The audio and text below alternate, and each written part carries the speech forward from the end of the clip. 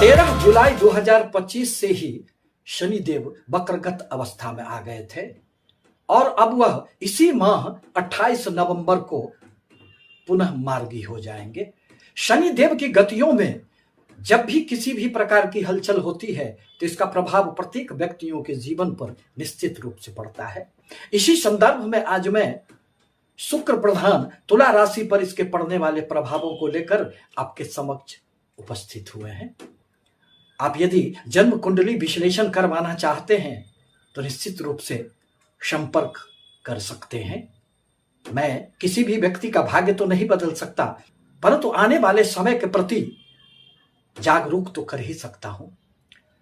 अब जहां तक तुला राशि का प्रश्न है तो आपके लिए शनि देव तो अत्यंत कारक ग्रह माने जाते हैं। इनकी दशा अंतरदशा में आपके जीवन में अनेक प्रकार की सफलताएं मिल जाती है, परंतु चतुर्थ एवं पंचम भाव के स्वामी शनि देव वर्तमान में आपके छठे भाव में बैठकर वक्रगत अवस्था में आ गए थे, जिसके परिणाम स्वरूप अनेक प्रकार से परेशानियां आपको चारों तरफ से घेर चुकी थी।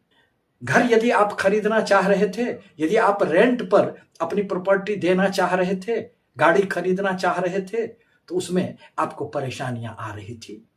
साथ ही साथ संतानों से संबंधित भी अनेक प्रकार के परेशानियां आपके समक्ष उपस्थित हो गई थी।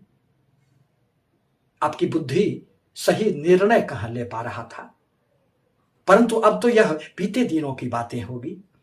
अब शनि देव मार्गी अवस्था में छठे भाव में आकर आपको निहाल करने का कार्य करेंगे।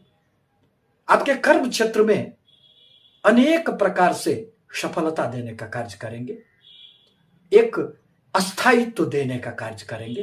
अब आपके जीवन में, आपके कर्म क्षेत्र में जो एक हलचल पैदा हो गई थी उसमें विराम लग जाएगा। आपको अपने नौकरी अथवा व्यापार में खूब उन्नति होंगे। नौकरी में प्रमोशन मिल सकती है, इंक्रीमेंट का लाभ मिल सकता है। यदि आप ऋण के बोझ तले दब चुके थे तो शनि देव अब उसमें भी आपको धीरे धीरे परंतु निकलने का मार्ग प्रशस्त करेंगे।